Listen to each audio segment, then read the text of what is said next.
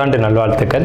அதாவது நம்ம தமிழர்கள் தமிழ் புத்தாண்டை தான் நம்ம வந்து விசேஷமாக கொண்டாடணும் அப்படின்ற ஒரு அமைப்பில் வந்துட்டு இந்த தமிழ் புத்தாண்டு அப்படிங்கிறது வரக்கூடிய ஏப்ரல் 14 தொடங்க இருக்குது. நம்மளுடைய தமிழர்களுடைய ஒரு பண்பாட்டில், நம்மளுடைய கணித முறைகளில், நம்மளுடைய சாஸ்திர முறைகளில் முன்னோர்கள் வகுத்து கொடுத்தது எது அப்படின்னு கேட்டிங்கன்னா சித்திரை 1 தான் நமக்கு தமிழ் புத்தாண்டு. பிறக்க போகிற தமிழ் புத்தாண்டு இந்த சித்திரை 1 அப்படிங்கிறது விஸ்வாசு வருடம். அதாவது 60 வருடங்கள் தமிழருக்கு பிரபவ விவ சுக்ல பிரமோத்துத பிரம்மோத்பத்தி ஆங்கிரச ஸ்ரீமுக பவ யுவ தாது ஈஸ்வர வெகுதானியா அப்படின்ட்டு 60 வருடங்கள் தமிழ் வருடங்கள் கொடுக்கப்பட்டிருக்கு. அதில் 39வது வருடமானது விஸ்வாசு வருடம். இந்த வருடத்தை நோக்கி தான் நம்ம அடியெடுத்து வைக்கிறோம். நம்ம தமிழர்களுடைய கலாச்சாரப்படி பல்வேறு மதங்களும் பல்வேறு இனங்களும் பல்வேறு கலாச்சாரங்களும் இருந்தாலும் இந்த உலகத்தினுடைய ஆதி கர்த்தா, ஜோதிட சாஸ்திரத்தினுடைய ஆதி கர்த்தா அப்படிங்கிறவங்க தமிழர்கள் தான். அப்படிங்கிறதுல எல்லளவு கூட மாற்றம் இல்லை அப்படிங்கிறத நீங்கள் நல்லா புரிஞ்சுக்கணும். இந்த உலகத்துக்கு சாஸ்திரத்தையும் நாள்காட்டியும் வான சாஸ்திரத்தையும் தொகுத்து கொடுத்தவங்க யாருன்னு கேட்டால் நம்ம தமிழர்கள். நம்ம தமிழ் புத்தாண்டை நம்ம மற்றவங்களுக்கு கொடுத்துட்டு மற்றவங்களுடைய கேலண்டர் எடுத்து நம்ம பயன்படுத்திக்கிட்டோம். இது மிகப்பெரிய ஒரு தவறு. இந்த இடத்துல நம்மளுடைய தமிழ் புத்தாண்டை நம்ம பின்பற்றணும்னு சொல்லி ஒரு வேண்டுகோளை நம்ம வச்சுட்டு இந்த தமிழ் புத்தாண்டு எப்படி இருக்குது அப்படிங்கிற அமைப்பையும் தமிழ் புத்தாண்டு என்ன, தமிழ் புத்தாண்டுடைய சிறப்புகளையும் நம்ம வந்து பேசுவோம். நாள் என் செய்யும் வினைதான் என் செய்யும் என்னை நாடி வந்த கோள் என் செய்யும் கொடுங்கூற்று என் செய்யும் கூரேசர் இருந்தாலும் சிலம்பும் சதங்கையும் தண்டையும் சண்முன் தோளும் கடம்பும் என் கண்முன் வந்து தோன்றினேன். அதாவது நம்மளுடைய தமிழ் கடவுள் அப்படிங்கிறவர் முருகன் தாங்க. அகத்தியருக்கு தமிழை கற்றுக் கொடுத்தவர் யாருன்னு கேட்டிங்கன்னா முருகன் தாங்க. முருகன் தான் தமிழ் கடவுள். அதாவது அவருடைய பிறப்பு வேணால் நம்ம வந்து சிவன் பார்வதி அப்படி இப்படின்னு நம்ம சொல்லலாம். ஆனால் தமிழுக்கென்ற ஒரு கடவுள், தமிழினுடைய ஆதி கர்த்தா அப்படிங்கிறவங்க யாருன்னு கேட்டிங்கன்னா முருகன் தான். ஸோ அதனால் நம்ம முருகனை வணங்கி நம்ம இந்த பதிவை தொடர்வோம். சித்திரை 1 அப்படிங்கிறது ஏப்ரல் 14 ஆங்கில கணக்குப்படி. ஆங்கில கணக்கை தயவு செஞ்சு யாரும் எடுத்துக்க வேணாம். ஆங்கில நாள்காட்டி தவறானது தான். இது வந்து நம்ம சவால் விட்டே சொல்லலாம். ஒரு 15 நாட்கள் ஆங்கில நாட்காட்டியில் காணாமல் போய் அதை தேடி கண்டுபிடிச்சி அதுக்காக நாட்களை திருத்தின ஒரு வரலாறு நம்ம வரலாறு இருக்குது. நல்லா தெரிஞ்சுக்கோங்க. இன்னையிலேருந்து இன்னும் நூற்றுக்கணக்கான வருடங்களுக்கு கிரகணத்தை ஆதி காலத்திலே குறித்து வச்சுருக்காங்க நம்ம முன்னோர்கள். ஸோ அப்படிப்பட்ட நம்மளுடைய தமிழ் வருடப்பிறப்பான விஸ்வாச வருடப்பிறப்பு எப்படி நடக்குது அப்படின்னு பார்த்தீங்கன்னா, திங்கட்கிழமை அன்னைக்கு பிரதமை திதியில் சுவாதி நட்சத்திரத்தில் வஜ்ரம் நாமயோகத்தில் கௌளவ கரணத்தில் பிறக்க இருக்குது. இந்த சித்திரை 1 தாங்க கேரளாவில் ஐயப்பனுக்கு நடை திறப்பு முதல்ல நடக்கக்கூடிய நாள் அப்படின்னா சித்திரை விசு அப்படின்னு சொல்லுவாங்க. விசு அப்படின்னா சமப்படுத்துதல் அப்படின்னு பேர். சித்திரை விசு அப்படிங்கிறத கேரளாவில் விசேஷமாக கொண்டாடுறாங்க. ஏன்னா நம்மகிட்டேருந்து பிழிஞ்சு போன ஒரு மொழி வந்து மலையாளம் அப்படிங்கிறது. சரி, விஸ்வாசு வருடத்துக்கு நம்ம முன்னோர்கள் என்ன விளக்கம் கொடுத்துருக்காங்க அப்படின்னா, விஸ்வாசு அப்படின்ற சொல் வந்துட்டு நேர்மை, நீதி, செல்வம் அப்படின்னு உயர்ந்த ஒரு அர்த்தத்தை வச்சுருக்காங்க. நம்முடைய தமிழ் மொழிக்கு நம்ம தமிழ்லேயே அர்த்தங்கள் தேட வேண்டிய ஒரு காலகட்டம் வந்தாச்சு. சரி, இந்த விஸ்வாசு வருடம் அப்படிங்கிறது நேர்மை, நீதி, செல்வம் அப்படிங்கிற ஒரு அர்த்தத்தில் வருது இந்த சொல் அப்படிங்கிறது. இந்த விஸ்வாசு வருடத்துக்கு உண்டான பலன்களாக நம்ம முன்னோர்கள் என்ன சொல்லியிருக்காங்க அப்படின்னு பார்த்தீங்கன்னா, விஸ்வாசு வருடம் தன்னில் வேளாண்மை ஏறும், பசுமாடும் மாடும் பழிக்கும், சிசு நாசம், மறையோர்கள் வாழ்வார்கள், மாதவங்கள் மீறுமே, மற்றுலகில் உண்டு மலை அப்படின்னு சொல்லியிருக்காங்க. மற்றுலகில் உண்டு மலை அப்படின்னு முடிக்கிறாங்க. இதனுடைய அர்த்தம் என்னன்னு கேட்டிங்கன்னா, இந்த வருடம் விஸ்வாசு வருடம் அப்படிங்கிறது ஒவ்வொரு 60 வருடங்களுக்கு ஒரு முறை 39 ஆண்டாக பிறக்கக்கூடிய இந்த விஸ்வாசு வருடமானது வருகின்ற காலகட்டத்தில் எல்லாம் வேளாண்மை உயரும் அப்படின்னு சொல்லியிருக்காங்க. மாடும் பழிக்கும் அப்படின்னா நம்மளுடைய பசுமாடுகள் அப்படிங்கிறது நல்ல ஒரு முன்னேற்றத்தை அடையும். மாடு ஆடுகளுக்கு ஒரு நல்ல தீவனங்கள் கிடைத்து அதுவும் நல்ல செழித்து வரும். ஆதி காலத்தில் வந்து மாடை தான் செல்வமாக குறிப்பிட்டிருக்காங்க. இன்றைக்கி வந்து பணம் அப்படின்ற ரூபாய் தாள்களை நம்ம வந்து பணமாக குறிப்பிட்றோம். ஒரு முன்னோர்கள்லாம் வந்து மாடு எவ்வளோ இருக்குது, மாட்டினுடைய அந்த குப்பை வந்து வேஸ்ட்டெல்லாம் எங்கே ஒரு மனிதன் வந்து எங்கே சேகரிக்கிறானோ அதை போய் முதல்ல பார்ப்பாங்கங்க. அதை வச்சு தான் அவனுடைய செல்வம் என்னன்றதை குறிப்பிட்டு பொண்ணு கொடுக்குறதா இருக்கட்டும், பொண்ணு எடுக்கிறதா இருக்கட்டும், இதெல்லாம் நம்முடைய மரபில் இருந்து வந்த ஒரு விஷயம். ஸோ அப்போ இத்தனை மாடுகள் இருந்தால் தான் அவன் செல்வந்தன் அப்படின்ற ஒரு கான்செப்ட் வந்து முன்னோர்கள் நமக்கு காமிச்சிருக்காங்க. அப்படிப்பட்ட பசுமாடுகள் மாடும் பழிக்கும் அப்படின்ற ஒரு வார்த்தையை வந்து அங்கே குறிப்பிட்டிருக்காங்க. சிசு நாசம் அப்படின்ற வார்த்தையை சொல்கிறாங்க. மறையோர்கள் வாழ்வார்கள். மறையோர்கள்னால் யாருன்னு கேட்டிங்கன்னா சமுதாயத்தில் முக்கியமாக இருக்கக்கூடிய பெரியவங்க, மற்றவங்களுக்கு வழிகாட்டக்கூடியவங்க வாழ்வாங்க அப்படின்ற சொல்லியிருக்காங்க. மாதவங்கள் மீறுமே அப்படின்ற ஒரு வார்த்தையும் வருது. மாதவங்கள் மீறும் அப்படின்னா ஒழுக்கக்கேடான செயல்பாடுகளில் மனிதர்கள் நடக்க வேண்டிய காலகட்டங்கள் வரும். ஒழுக்கக்கேடுனா என்னங்க? இந்த விரல் தான் ஒழுக்கக்கேடு, இந்த ஒற்றை விரல் தான். இந்த விரலை வச்சு தான் நம்ம பட்டனை அமுக்கிறோம், காசு வாங்கிட்டு அமுக்கிறோம். இதுதான் மாதவங்கள் மீறுமே அப்படின்றது. ஸோ அந்த மாதிரிலாம் இல்லாமல் மனசாட்சிக்கு துரோகம் செய்யாமல் யார் நீதி பரிபாலனம் செய்வாங்க அப்படின்றத தெரிஞ்சு சரியான வாக்களித்து நல்ல தலைவனை தேர்ந்தெடுக்க வேண்டிய காலகட்டங்கள் அப்படிங்கிறத இங்கே மறைமுகமாக இந்த விசுவாச வருடத்தினுடைய வெண்பா பாடல் அப்படிங்கிறது நமக்கு சுட்டி காட்டுது. இந்த சித்திரை வருட பிறப்பானது மகர லக்னம்னு சொல்லக்கூடிய சர லக்னங்களில் விழுகுது. எப்படின்னு கேட்பீங்க? தமிழனுடைய கணக்குப்படி சூரியன் எப்போது கிழக்கு வானில் உதிக்கிறதோ அதுதான் லக்னம். ஸோ சித்திரை மாதம் 1ஆம் தேதியானது உதிக்கக்கூடிய நேரம் அப்படிங்கிறது கிழக்கு வானத்தில் சூரியன் உதிக்கக்கூடிய அந்த டைம் அப்படிங்கிறது 2:22 அதிகாலை மணி 2:22க்கே சூரியன் கிழக்கு வானத்தில் உதிச்சிடறாரு. அப்போ அது லக்னமாக போட்டுக்கணும், இந்த வருடத்தினுடைய பிறப்பு லக்னமாக போட்டுக்கணும். ஸோ அப்படி நம்ம போடும்போது மகர லக்னம் சர லக்னத்தில் விழுகுது. முன்னோர்கள் சித்திரை 1ஆம் தேதி அப்படிங்கிறத கண்டறிஞ்சு அந்த 1ஆம் தேதி தொடங்கக்கூடிய லக்னத்தை கண்டறிஞ்சு அதுக்கான பலன்களை பஞ்சாங்கங்களில் எழுத ஆரம்பிச்சிருக்காங்க. ஸோ அதன் அடிப்படையில் சர லக்னமான மகர லக்னத்தில் இந்த புத்தாண்டு அப்படிங்கிறது பிறகுது. இது ஒரு விசேஷமான ஒரு விஷயந்தான். ஏன் அப்படின்னு கேட்டிங்கன்னா, அந்த மகர லக்னத்துக்கு அதிபதியான சனி பகவான் ஒரு பலமான ஒரு நிலையில் வருடப்பிறப்பின் போது இருப்பாங்க அப்படிங்கிற ஒரு விசேஷமான ஒரு அமைப்பில் இந்த வருடப்பிறப்பு அப்படிங்கிறது விஸ்வாச வருடம் பிறக்கின்றது. ஸோ இந்த விஸ்வாச வருடம் பிறக்கும் போதே நமக்கு ஒரு நல்ல செய்தி கிடைச்சாச்சு, இந்த வருடம் நன்றாக இருக்க போகுது அப்படிங்கிற ஒரு விஷயம். சரி, இதை சித்திரை மாதம் தான் நீங்கள் தமிழருடைய கலாச்சாரம் அப்படின்னு சொல்றீங்களே, இதுக்கு ஏதாவது ஆதாரம் இருக்கா அப்படின்னு கேட்டிங்கன்னா கண்டிப்பாக இருக்கிறது. புறநானூறு அப்படின்ற ஒரு தமிழ் இலக்கியம் இருக்குது. அதில் போய் தேடி பார்த்தீங்க அப்படின்னா தலைநாள் பூத்த பொன் இணர் வேங்கை அப்படின்ற சொல்லும், கனிவேங்கை நன்னாளே நாடி மலர்தலால் அப்படின்ற வார்த்தை வரும். அதாவது சித்திரை மாதத்தில் பூக்கள் அதிகமாக பூத்து குலுங்கும். அதனால தலைநாள் அப்படின்ற சொல்ல யூஸ் பண்ணுறாங்க. தலைநாள்னா முதல் மாதம் அப்படின்னு, தலை மாதம் கடை மாதம் அப்படின்னு பிரிக்கிறாங்க. கனிவேங்கை நாடி மலர்தலால், கனிவேங்கை நல்லான் நாடி மலர்தலால், அந்த பூக்கள் பூக்கிறதுனால அந்த கனிவேங்கை மாதம் அப்படிங்கிறதையும் தலைநாள் பூத்த பொன் இணர் வேங்கை அப்படின்ற சொல்லும் புறநானூறு அப்படின்ற இலக்கியத்தில் தமிழ் மாதம் முதல் மாதம் சித்திரை மாதம்ன்ற குறிப்பீடு அங்கே இருக்குது. சரிங்களா? வண்ண மலர்கள் பூத்து குலுங்கக்கூடிய ஒரு பொன்னான மலர்கள், பொன் போன்ற மலர்கள். இன்றைக்கும் கேரளாவில் ஒரு மஞ்சள் நிறத்தில் தங்க நிறத்தில் பூக்கக்கூடிய பூக்களை பறித்து அவங்க விசேஷத்துக்கு சித்திரை 1 அன்னைக்கு கொண்டாடுறாங்க. அவங்க தமிழ் பண்பாடை பின்பற்றுறாங்க அப்படின்றத இதை நீங்கள் தெரிஞ்சுக்கலாம். சரிங்களா? இப்போ இந்த சித்திரைக்கு அதிதேவதை யாருன்னு கேட்டிங்கன்னா மகாவிஷ்ணு. மகாவிஷ்ணு தான் காக்கக்கூடிய கடவுள் அப்படின்னு சொல்கிறாங்க. மகாவிஷ்ணு எங்கும் நிறைந்தவர் அப்படின்னு சொல்கிறாங்க. சரிங்க சார், சித்திரை மாதம் விசேஷங்களை கொண்டாடலாமா அப்படின்ற ஒரு கேள்வி வரும். 100% கொண்டாடலாம். ஏன்னு கேளுங்க. இதுக்கு உதாரணம் ராமர் தான். ராமர் பட்டாபிஷேகம் ஏற்ற மாதம் எதுன்னு கேட்டிங்கன்னா சித்திரை மாதங்க. அப்போது விலக்கப்பட்ட மாதங்கள் அல்ல, இது விசேஷத்துக்கு ஏற்றுக்கொள்ளப்பட்ட மாதம் எதுன்னு கேட்டிங்கன்னா சித்திரை மாதம்தான். பகவத்கீதையிலே ஒரு வார்த்தை வருது, ருதுக்களில் நான் வசந்த ருதுவாக இருக்கிறேன் அப்படின்னு கிருஷ்ணன் சொல்கிறார். நம்மளுடைய வாக்கியம்ல, இது பகவானுடைய சொல். அப்போ வசந்த ருது அப்படின்றது எதுன்னு கேட்டிங்கன்னா சித்திரை 1 தான் வசந்த ருதுனுடைய தொடக்கம். வசந்த காலம் அப்படிங்கிறது வெயில் காலம் அப்படின்னு தான் பேர், கோடை காலம் அப்படின்னு பேர். வசந்த காலமானது சித்திரை வைகாசி, இந்த 2 மாதத்தையும் வசந்த காலம் அப்படின்னு குறிப்பிடுறாங்க சமஸ்கிருதத்தில்.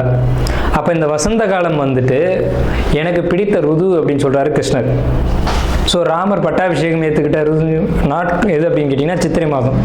அப்போ சித்திரை மாதம் புது வீடு வாங்கலாம், புது வீடுக்கு கிரகப்பிரவேசம் பண்ணலாம், புது மனை எழுப்பலாம், மனை சம்பந்தப்பட்ட விஷயங்கள், மங்கள காரியங்கள், இது துளாராசியினுடைய இறுதி பகுதியானது விசாகம் 1, விசாகம் 2, விசாகம் 3. இந்த விசுவாச வருடம் நல்ல பலன்கள் இருக்கா சார் அப்படின்னு நீங்கள் எதிர்பார்த்து கேட்டுருக்கீங்க. கடந்த காலகட்டங்களில் நடந்த கசப்பை விட்டுருவோம். இப்போ நல்லா இருக்கா அப்படின்னா நீண்ட தூர பயணங்கள், வீண் அலைச்சல்கள் இதெல்லாம் கொடுக்கும். அலைச்சல் மூலமாக ஒரு வருமானத்தை கொடுக்கும், அதையும் பார்க்கணும். ஸோ லாங் ட்ராவலை பொறுத்த வரைக்கும் கொஞ்சம் கவனமாக இருங்க. கழுத்து வலி, முதுகு வலி, ஸ்பைனல் கார்டு வலி இதெல்லாம் வரக்கூடிய வாய்ப்புகள் உள்ளது. நீங்கள் ஒரு பெரிய விஷயத்தை செய்யணும்னு ஆசைப்பட்டுருக்கீங்க, ஆனால் அது நீங்கள் செய்யணும்னு நினைக்கிறது மிகப்பெரிய விஷயம். அதை பொறுத்த வரைக்கும் ஒரு தடைக்கு பின்னாடி செய்யலாம். துளாராசி அப்படிங்கிறது தராசு தட்டு. 2 பக்கம் தராசு தட்டு இருக்கும். அந்த தராசு தட்டினுடைய நேர் எதிர்த்தன்மைகளை சுட்டி காட்ட முடியாது, அது முள் வந்து சுட்டி காட்டும். ஸோ அப்படிப்பட்ட நடுநிலைமை தவறாத துளாராசிக்காரங்க அப்படின்னு பேர். உண்மையிலேயே துளாராசியில் தான் மிகப்பெரிய நாத்திகவாதிகளும் அதே துளாராசியில் தான் மிகப்பெரிய ஆன்மீகவாதிகளும் அவதரிச்சிருக்காங்க. ஸோ எதிரும் புதிருமான ராசி தான் அந்த துளாராசி. ஒன்று தெய்வ நம்பிக்கை சுத்தமாக இருக்காது, இல்லைன்னா தெய்வ நம்பிக்கை ரொம்ப அதிகமாக இருக்கும். ஸோ இப்படிப்பட்ட ஒரு கான்செப்டில் இருக்கக்கூடிய உங்களுடைய குணம் அப்படிங்கிறது இப்படி தான் எதிரும் புதிருமாக இருக்கும். மிகப்பெரிய பெரிய வந்து இறைவனை கண்டறிஞ்சவங்க, இறைவனே கதி அப்படின்னு போனவங்க எல்லாம் பார்த்தீங்கன்னா துளாராசி தான். கடவுளே இல்லைன்னு சொன்னவங்களும் துளாராசி தான். ஏன் இப்படி நடக்குது அப்படின்னு பார்த்தீங்கன்னா, இந்த ராசி தான் ராசி மண்டலத்தையே 2ஆக பிரிக்கக்கூடிய ராசி. ஸோ அதனால் நீதி நேர்மை அப்படிங்கிறதுக்கு இந்த ராசிக்கு பஞ்சம் இருக்காது. கரெக்டாக நூல் பிடிச்ச மாதிரி இருக்கணும். இவங்களுக்கு எப்போவுமே கோபம் அதிகம் வரும். ஏன்னு கேட்டிங்கன்னா, இவங்க வந்து அந்த நீதி தவறும்போது அதை பொறுமையாக பார்த்து இருக்க மாட்டாங்க. சனி உச்சம் அப்படிங்கிறதுனால பொறுமை அப்படிங்கிறது இவங்களுக்கு கொஞ்சம் பற்றாக்குறையாக தான் இருக்கும். ஆனால் பொறுமையாக இருந்தாங்கன்னா ரொம்ப லைஃப் வந்து சூப்பராக இருக்கும் அப்படின்னு கூட சொல்லலாம். இந்த ராசியினுடைய தனித்தன்மை அப்படிங்கிறது எப்போவுமே யாராக இருந்தாலும் பாரபட்சம் இல்லாமல் எல்லாரையும் ஒரே கண்ணோட பார்க்குறது தான் இந்த ராசியினுடைய தனித்துவம் அப்படிங்கிறது. எல்லாரையும் ஒரு கண் கொண்டு பார்க்குறது. இவர் வேண்டியவர், இவர் வேண்டாதவர், இவர் அப்பா, இவர் வேற ஒருவர் அப்படிங்கிறதெல்லாம் இல்லாமல் யார் தப்பு பண்ணாலும் தப்பு, யார் சரி செஞ்சாலும் சரி அப்படின்னு உறக்க சொல்லக்கூடிய எந்த ராசின்னா துலா ராசி தான். சரிங்களா? இப்போ சார் எங்களுக்கு இந்த விசுவாச வருஷம் எப்படி இருக்குது அப்படின்னு நீங்கள் கேட்டிங்க அப்படின்னா சூப்பராக இருக்குது. ஏன் சார் அப்படி சொல்கிறீங்க? உங்கள் ராசிக்கு ஆகாத கிரகம் 3 ஆறுக்குடைய குரு, ஆனால் 9ஆம் இடத்துல உட்காந்துருக்கார். ஓடிப்போனவனுக்கு 9ல் குரு, அகப்பட்டவனுக்கு அட்டமத்தில் ராகு அப்படின்னு சொல்லுவாங்க. அப்போ ஓடிப்போனவனுக்கு 9ல் குருனா ஏன் அப்படி சொல்லியிருக்காங்க அப்படின்னா, 9ல் குரு இருந்தால் ராசியை பார்க்கும், ராசிக்கு 3ஆம் இடத்தை பார்க்கும், ராசிக்கு 5ஆம் இடத்தை ஒரே காலத்தில் பார்க்கும். ராசி 3, 5 இந்த 3 இடங்களை ஒரே காலத்தில் பார்க்கும்போது அது மிகப்பெரிய நல்ல விஷயங்களை செஞ்சுட்டு போயிடும். என்ன நல்ல விஷயன்றதை பார்ப்போம். முதல்ல தனவரவு. பணம் தானே எல்லாத்துக்கும் முக்கியம். அது துலா ராசிக்கு ரொம்ப முக்கியம் வந்து பணம் தான். ஏன்னா இந்த வீட்டின் அதிபதிய சுக்கிரன் தானே. திடீர் தனவரவு அதிர்ஷ்டமும் இந்த விசுவாசத்தில் உங்களுக்கு தான் உண்டு. கணவன் மனைவி உறவை பொறுத்த வரைக்கும் கொஞ்சம் கான்ட்ராவர்சி அப்படிங்கிறது இருக்கத்தான் செய்யும். இருந்தாலும் பரவாயில்ல அப்படின்ற மாதிரி ஓடிடும். இது வரைக்கும் உங்களுடைய பொருளாதார நிலைகள் கொஞ்சம் தட்டுப்பாடாக தான் இருக்கும். வரவுக்கு மீறி செலவு இருக்கும். குடும்பத்தில் சுபகாரியங்கள் நடந்திருக்கும், அதுக்கான செலவுகள் நீங்கள் மேற்கொண்டிருப்பீங்க. ஸோ இதெல்லாம் கடந்த காலகட்டத்தில் நடந்தது. நல்ல சிந்தனைகள், புதிய முயற்சிகள் இப்போ நடக்கும். அதே மாதிரி புதிய தொழில் முயற்சிகள், புதிய வேலை வாய்ப்புகள் இதெல்லாம் அதிகரிக்கக்கூடும். இதனால் உங்களுக்கு வந்து பார்த்திங்கன்னா எதிர்காலம் அப்படிங்கிறது ரொம்ப பிரைட்டாக தெரியும். எதிர்காலம் பற்றின உங்களுடைய கனவுகள் வந்து பெரிய அளவில் வச்சுக்கிட்டே போவீங்க. அதிர்ஷ்டமான காலகட்டம் தான் அப்படிங்கிறதுல எந்த ஒரு மாற்று கருத்துக்கு இடமில்ல. சாதாரண நிலையிலேருந்து மிக பிரம்மாண்டமான நிலைக்கு உயர போகிறீங்க அப்படிங்கிறதுல மாற்று கருத்துக்கு இடமில்லை. முன்னேற்றத்தை அடைவிக்க நல்ல திறமையும் அந்த திறமைக்கான சரியான வாய்ப்புகள் இந்த காலகட்டத்தில் கிடைக்கும். இப்போ ஒரு குழப்பத்திலேருந்து ஒரு தெளிவு கிடைக்கும். ஏன்னா சந்திரனை குரு பார்க்குறாங்க. ஒரு நாள் குழப்பத்திலேயே போட்டு இதை செய்வோமா வேணாமா வேணாம் அப்படின்னு நினச்சிட்டு இருந்ததுக்கு பதிலாக இப்போ ஒரு தெளிவு கிடச்சிக்கும். இதை செய்யலாம் அப்படின்ற ஒரு இறுதியான ஒரு முடிவு வருவீங்க. இடமாற்றங்களும் பயணங்களும் அலைச்சல்களும் உங்களுக்கு உண்டு. அதனால் பாதிப்பு இருக்கா சார் அப்படின்னு கேட்டிங்கன்னா கண்டிப்பாக பாதிப்பு இல்லை. அதனால் நல்ல ஒரு சிறப்பான நிலைக்கு போகக்கூடிய காலகட்டம் தான் உங்களுக்கு வந்துக்கிட்டு இருக்கு. எதிரிகள் இது வரைக்கும் இருந்திருப்பாங்க, இனி இருந்த இடம் தெரியாமல் போயிடுவாங்க. இதுக்கு முன்னாடி எதிரிகளுடைய தொந்தரவு அப்படிங்கிறது இருந்திருக்கும். இனி அந்த பேச்சுக்கு இடமில்லை. சிரமங்கள் எல்லாமே சரியாகும். உங்களுக்கு இந்த விசுவாச வருடம் பொறுத்த வரைக்கும் சந்திரனுக்கு 6ல் சனி, 5ல் ராகு, 11ல் கேது. ஆன்மீக வழிபாடுகளை பொறுத்த வரைக்கும் கொஞ்சம் குறைச்சிக்கோங்க. கோயில்கள் போகிறதுக்காக கொஞ்சம் குறைச்சிக்கோங்க. ஏன்னா சார் எல்லோரும் கோயிலுக்கு போக சொல்லுவாங்க, நீங்கள் போக வேணாம்னு சொல்கிறீங்க அப்படின்னா தற்சமயம் கிரக நிலைகள் அப்படி தான் இருக்குது. கோயிலுக்கு போனால் உங்களுக்கு சில பாதிப்புகள் ஏற்படலாம் அப்படின்ற ஒரு நிலை இருக்குது. ஸோ அதனால் அதிகபட்சம் ஆலய வழிபாடுகளை குறைச்சிட்டு வீட்டிலே இருந்து தியானம், யோகா, மெடிடேஷன் இந்த மாதிரியான விஷயங்களை ஃபாலோ பண்ணுங்கள். அது சிறப்பான ஒரு நல்ல விஷயங்களை ஏற்படுத்தி கொடுக்கும். உங்களுடைய சிந்தனைகளில் ஒரு நல்ல மாற்றங்கள் அப்படிங்கிறது ஏற்படும். நல்ல ஒரு உடல் ஆரோக்கிய மேம்பாடு. இவ்வளோ நாள் உடம்புல பிரச்சனை இருந்தது சார், அதனால் கவலைப்படுதுன்னு அப்படின்ற ஒரு நிலையை கடந்து இனி உடல்நிலைகளை பொறுத்த வரைக்கும் ஒரு நல்ல ஆரோக்கிய மேம்பாடு அப்படிங்கிறது இருக்கும். உங்களுக்கு வயிறு சம்மந்தப்பட்ட விஷயங்களில் பிரச்சனைகள் ஏற்பட வாய்ப்பு உள்ளது. வயிறு அல்லது அடிவயிறு இது சம்பந்தப்பட்ட பாதிப்புகள், செரிமான கோளாறுகள், குடல் வாழ்வு பிரச்சனைகள் இதெல்லாம் ஏற்படுறதுக்கான ஒரு வாய்ப்புகள் உள்ளது. ஏன்னா 5ல் ராகு 6ல் சனி அப்படின்னா இந்த மாதிரியான தொந்தரவுகளை கொடுக்கும் அப்படின்ற ஒரு அமைப்பு இருக்குது. அதே மாதிரி பாத எரிச்சல், பாதத்தில் தொந்தரவு, காலில் பிரச்சனை, கால் வலி, அந்த மாதிரியான தொந்தரவுகள் வயதானவர்களுக்கு வரக்கூடும். ஸோ இயல்பாக வாலிபத்தில் இருக்கக்கூடியவங்களுக்கு அந்த மாதிரி தொந்தரவுகள் வராது. மாணவர்களை பொறுத்த வரைக்கும் படிப்பில் கவனம் செலுத்த மாட்டீங்க, ஆனால் படிப்பில் கவனம் செலுத்தணும். படிப்பை தவிர்த்து மற்ற எல்லா விஷயங்களையும் கவனம் போகும். ஷேர் மார்க்கெட்டை பொறுத்த வரைக்கும் லாபங்கள் ஓரளவுக்கு இருக்கும். கடந்த காலகட்டங்கள் மாதிரி இல்லாமல் இனிய லாபங்கள் உங்களுக்கு கொடுக்கும் அப்படிங்கிற ஒரு அமைப்பு இருக்குது. அதே மாதிரி உங்களுக்கு படிப்பை பொறுத்த வரைக்கும் மாணவர்களுக்கு இந்த ஆண்டு மந்தம் தான். விசுவாச வருடத்தை பொறுத்த வரைக்கும் துளாராசிக்காரங்க மாணவர்களை பொறுத்த வரைக்கும் படிப்பில் மந்தம் ஏற்படும், அதில் கவனமாக இருக்கணும். அதே மாதிரி பெண்கள் பொறுத்த வரைக்கும் படிப்பு உண்டு அப்படின்ற படிப்பில் மட்டும் கவனம் செலுத்தணும். ஜாபு போகக்கூடியவங்களை பொறுத்த வரைக்கும் துளாராசிக்காரங்களுக்கு ஜாப்பில் எந்த ஒரு விதமான தொந்தரவுகள் இல்லை. கடுமையாக உழைக்கக்கூடியவங்களை பொறுத்த வரைக்கும் மட்டும் இல்லை, அதிகமாக வேலை செய்ய மாட்டேன் ஆனால் எனக்கு சம்பளம் மட்டும் கரெக்டாக வந்துடணும் அப்படின்னு நினைக்கக்கூடியவங்களுக்கு பாதிப்புகளை கொடுக்கும். ஸோ அப்போ நீங்கள் என்ன பண்ணணும் அப்படின்னா, எந்த அளவுக்கு ஜாப்பில் தொந்தரவு இருக்கக்கூடாதுன்னு நினைக்கிறீங்களோ அந்தளவுக்கு உங்கள் கடமையை நீங்கள் சரிவர செய்யணும். அதே மாதிரி தொழில் பண்ணக்கூடிய துளாராசிக்காரங்களை பொறுத்த வரைக்கும் பெரும்பாலும் தொழிலில் தான் துளாராசிக்காரங்க இருப்பாங்க. தொழில் செய்யக்கூடியவங்களுக்கு பிரம்மாண்ட லாபமும் பிரம்மாண்ட வெற்றியும் இருக்குது. ஏன்னா பாக்கியஸ்தான குரு அப்படிங்கிறது தொழிலில் நல்ல முன்னேற்றத்தை கொடுக்கும். அதுவும் குறிப்பாக வியாபாரம் பண்ணக்கூடியவங்க, டைப்பு, எழுத்து, பத்திரம், இந்த துறைகளில் இருக்கக்கூடியவங்களுக்கு ரொம்ப பெரிய ஒரு வளர்ச்சிக்கான காலகட்டம் தான். ஆனால் அதுலேயும் தொழிலையும் உழைப்பு அதிகமாக செலுத்தணும் அப்படிங்கிற காலகட்டம். ஸோ துளாராசி ஓவராலாக பார்க்கும்போது ஒரு 55% மேலே நல்ல பலன்கள் இருக்குது. ஸோ நம்ம மேலே சொன்ன மாதிரியான நல்ல பலன்கள் அப்படிங்கிறது துளாராசிக்கு இருக்குது. எச்சரிக்கையான விஷயங்கள் அப்படிங்கிறது தேவையற்ற பயணங்களை குறைச்சிக்கணும். ரொம்ப லாங் ட்ராவல் அப்படிங்கிறத நிச்சயமாக குறைச்சிக்கணும். வெளிநாட்டு பயணங்கள் அப்படிங்கிறது இருக்கக்கூடாது. அதே மாதிரி தேவையில்லாதவங்கள்ட்ட பேசக்கூடாது.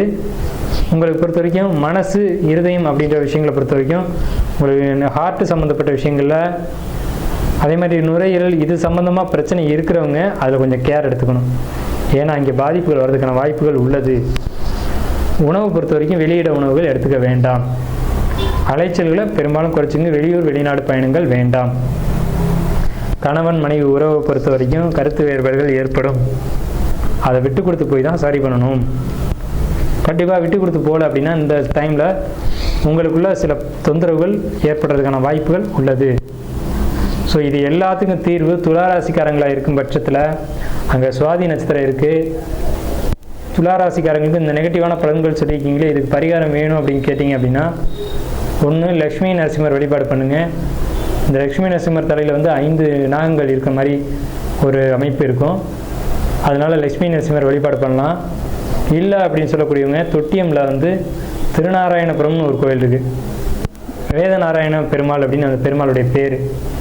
அந்த கோயிலை போய் வழிபாடு பண்ணிங்கனாலும் துளாராசிக்கு நெகட்டிவான பலன்கள், துலா லக்னத்துக்கு நடக்க வேண்டிய நெகட்டிவான பலன்கள் அப்படிங்கிறது அந்த ஒரு 40% சொல்லியிருக்கோம் இல்லையா, அது தவிர்க்கப்படும். ஸோ துளாராசிக்கு என்னுடைய வாழ்த்துக்களும் வணக்கங்களும்.